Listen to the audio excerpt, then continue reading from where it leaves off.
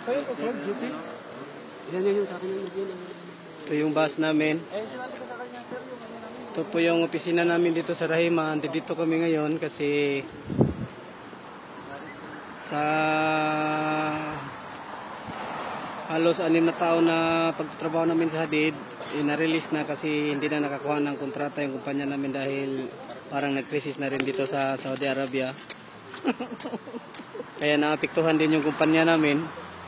Kaya ngayon papauwiin na kami kahit hindi pa tapos yung kontrata namin, kaya andito kami ngayon. Ito yung mga kasama ko, mga India. Tapos ito mga kapwa Pilipino. Ayan. Kaming lahat ay uuwi na po. Hinintay na lang namin yung benefits namin. At ito, ang pinakamabata sa amin, tatanungin ko, Lakay. Pinakamaedad. Anong masasabi mo? Bakla ako. Ang masasabi ko lang sa ating kumpanya, it's okay naman. Wala naman tayong problema.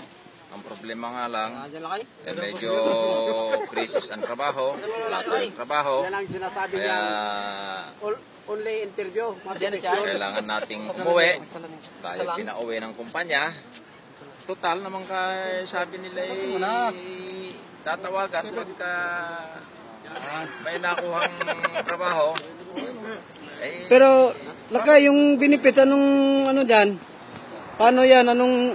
Paano maibigay yan? Hindi pa tapos yung kontrata natin. Ano bang kompetisyon yan? Ibibigay lahat yan. Hindi pwedeng ibibigay lahat. Pag hindi binigay lahat, stop tayo. Walang uuwi. Kahit hindi pa tapos yung kontrata? Oo, pending natin ang uwi. Pending ang ticket.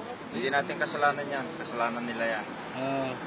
Tapos pag uwi mo, Lakay, ano nang gagawin mo? Hindi ka na makapag-apply kasi tiguang ka na. Tiguang. Pero matinik naman. Meron akong negosyo. Bukas si sipir mo. Anong negosyo mo, Lakay? Magnegosyo ka na lang ng Shabu. Patay ka kay Duterte. Magnegosyo ako ng ice buko. Yeah, atay ka!